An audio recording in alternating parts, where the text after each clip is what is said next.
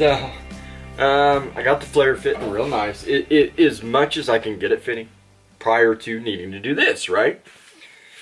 So get all the markings. You guys see me do all the markings. I do the cutting and I start slicing all this, and I'm like, you know what? I might not actually have to create a whole giant piece of metal, because these little gaps that are created by the cutoff wheel, they're easy to fill. A little time consuming, but they are easy to fill, and it'd actually be less time consuming to fill those probably than it would be to do everything else, or to weld in a whole new panel. I haven't quite figured out what I'm going to do yet. But worst comes to worst, I'll cut it all back out. But for poops and giggles, shits and giggles, I was like, you know what? I'll go ahead and see how much I can kind of move that frame up, because I'm going to see where the inner tub will kind of move to, and then that'll tell me if and where I need to go ahead and chop it to then put the metal in. Because you will not absolutely see me bend this up, tack weld it, cut it off, and pack it full of seam sealer. I won't. I absolutely will not. You will not see that. This will be done right. Solid metal, not packed full of seam sealer. That is not the way to do this. I know you see it on YouTube all the time, but just because you see it on YouTube, well, I do shit that I would probably recommend people not to do, but I try to do it, the end result to be the right way. The method to get from the beginning, or from where I start to the end, may not be optimal. A lot of times it's probably not, and may not be correct, but at the end result will be correct, and it'll be what it needs to be. Like this, I should probably just chop it all out and add my piece of metal, but I'm curious to see if I can make it work. And I don't understand why people beat the heck out of this and then tack weld it, cut off the tabs, and then pack it full of seam sealer. You're there. You got the metal up there. Weld it. Grind it. Smooth it out. Round it off so you don't have a sharp edge. It's simple. It's more time consuming than a bunch of seam sealer, but it's cheaper, and it's more of a finish work. Then you can show what it looks like with the fender off of it and be proud of it. But the reason I'm having this nice grand old discussion with y'all right now, I shouldn't be able to grab the wheel tub and move the metal, because the wheel tub is full of rot, and it took me this far to realize it. It's just, it just makes me want to beat the head up against my little head up against the car. Like literally, I can stick my hand up through the trunk. So I've had a night to sleep on it, and I've decided I'm not touching it right now. That was not the plan. The plan was to come back at the very end, like doing the rear suspension and subframe, getting all that figured out. When I go to do that, I was going to address any issues in the wheel wells and re-undercoat all this back area.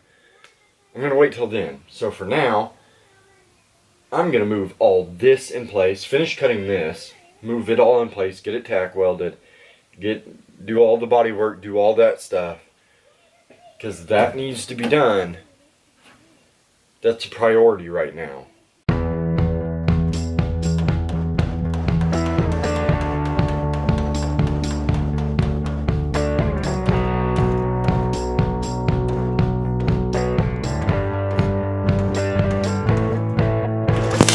God damn it!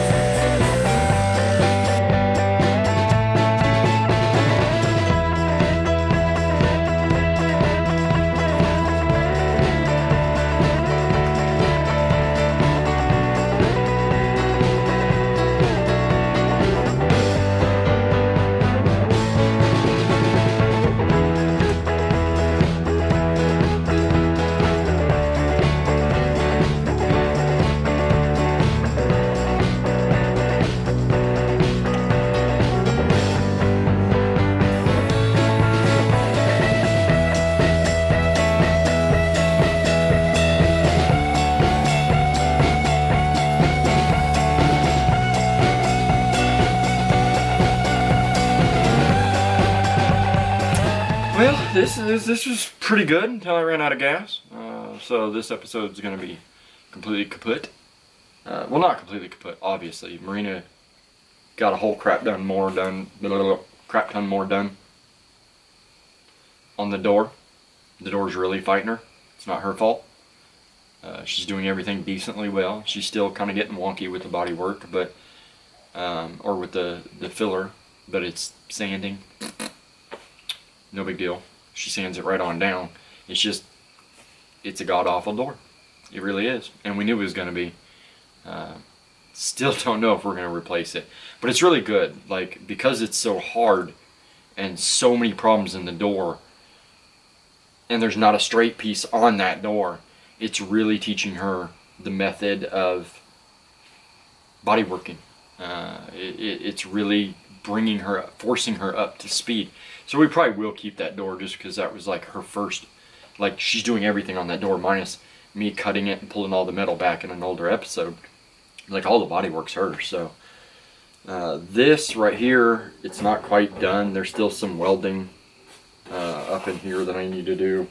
I got some of it done, but yeah, it's kind of hard. I'm up in there welding and I run out of gas. I probably won't finish welding that, to be honest. Not right now. I'll probably wait till the subframe is out of the car so that I can get up in there a little bit better, because I welded some of it and it's just like, it's really, really hard. But I think overall everything's going good. The over fender is looking great. The body line's starting to form in it, and it's just one of those things, like, we want to make this car, like, yeah, there's a couple other people out there doing this to their S13, putting in a S14 boss kit on it. So it's kind of one of those ways we want to put our own touch on it.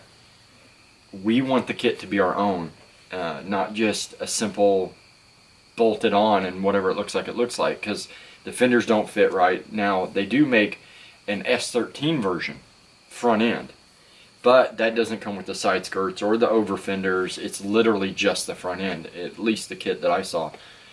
And it's kind of one of those things, it's like, well, we really want to make it our own. When people see this car and know this kit, we don't want it to be, you know, like, oh, well, they kind of just made it fit. No, we want to put that, like, I guess you call it an OE touch, a factory touch, because like the factory fenders have that nice smooth body line right there, and we want to put that back in. This is not going to be a stance car. This isn't going to be a hard parked car. It's not going to be any of that. It's going to be a driven car, so we want it to look like it's drivable. So I mean, that's really it. There's not a whole lot more to say. You all saw everything that was going on, and the issue under here, of course, when we come back and do the subframe work, we're gonna re-undercoat basically from the door area or the back seat area all the way back, and then we'll lift the car up the other way, and when we clean out the front subframe and clean it all up, we'll do the rest of the under part of the car. It probably won't be filmed. It's almost impossible. I don't have a lift, so it's not like I can really get a camera up underneath there. It'll be dark, or well, it's just, you're too close. It's not gonna look good, so it's pointless. The work that I've done underneath the car so far, I haven't filmed any of it. You know, I got up underneath the car, and when I did the seat and just ripped out all of that undercoating there, I did not film a bit of it. It's pointless. It gets so dusty and dirty up in there, you can't see anything anyways. And it's just more gunk getting on the camera. So, but it's coming along. I'm happy. So I'm gonna get off here. I'm gonna go inside. I'm gonna attempt to clean up. I stabbed myself with some filler rod. That was smooth. Don't forget, 500 to 1,000, or we're what, 5 something, whatever. At 1,000 subscribers, we're doing the giveaway. Hopefully, I keep saying hopefully, I haven't heard back from him yet. The preliminary design has been sent over, and hopefully we'll figure something out. So thank you for watching. Hope you have a great evening. That's what it is here. It'll be afternoon when I release the episode. Thank you for watching again. Have a good one. Well, folks, it's time to kick it old school. So you can feel cool. Give it to me, baby. Baby. Yeah.